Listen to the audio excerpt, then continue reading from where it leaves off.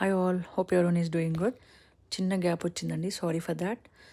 So నేనైతే ఇక్కడ మోతీచూర్ లడ్డు చేస్తున్నాను.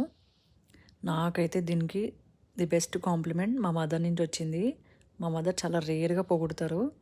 అలాంటిది తను నేను ఇలా స్వీట్ చేశానని చెప్తే, ఎలా చేసేవే నాకు కూడా చెప్పు, ప్రాసెస్ ఎలాగా అని అడిగారు. సో మన మమ్మీలు మనని అడిగితే ఆ ఫీలే వేరుంటుంది కదా. సో మీలో ఇలాంటి ఎక్స్పీరియన్స్ ఎవరికైనా అయితే నాకు కమెంట్ చేయండి. కమింగ్ టు ప్రాసెస్, శనగపిండిని ఈ లూజ్ కన్సిస్టెన్సీలో కలుపుకోవాలి. అండ్ ఇంగ్రీడియంట్స్ వచ్చేసి శనగపిండి, షుగర్, ఆయిల్, నెయ్యి, పంకిన్ సీడ్స్, ఇంకా ఇలాచీ పౌడర్. సో ఆయిల్ హీట్ ఎక్కాక శనగపిండిని ఇష్టం వచ్చిన షేప్లో, మీకు నచ్చిన షేప్లో వేసుకోండి. నేనైతే చేత్తో వేసేసాను. సో ఇది చేస్తున్నంతసేపు వస్తుందా రాదా అన్న భయంతోనే ఉన్నాను నేను.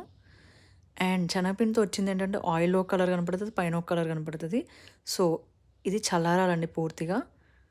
చల్లారాక మిక్సీ చేయాలి ఇలాగా.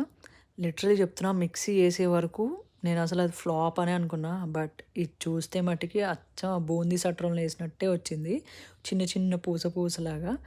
నెక్స్ట్ పాకం తయారు చేసుకోవాలి కదా. సో దానికి నేను ఈ కప్పు షుగర్ యాడ్ చేసా. నా దగ్గర షుగర్ పౌడర్ ఉంది కాబట్టి అది యాడ్ చేసా. అండ్ అదే కప్పు వాటర్ యాడ్ చేసా. ఈ షుగర్ పౌడర్ కడిగే వరకు కలుపుకొని అందులో కొంచెం ఇలాచీ యాడ్ చేసా. నెక్స్ట్ నేను ఒక కలర్ యాడ్ చేసా. అది ఏ కలరో మీరు కమెంట్ చేయండి నాకు. దట్స్ నాట్ ఏ కలర్, మన కిచెన్లోనే ఉంటుంది అది.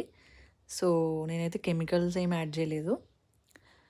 అండ్ ఈ ఆ షుగర్ పౌడర్ కరిగాక మనం ఏదైతే మిక్సీ కొట్టుకున్నామో ఆ శనగపిండి యాడ్ చేసేసుకోవాలి. అండ్ ఆ శనగపిండిది మిక్సీ వేసింది యాడ్ చేశాక నెయ్యి కూడా కొంచెం పైన ఇలా యాడ్ చేసుకోవాలండి.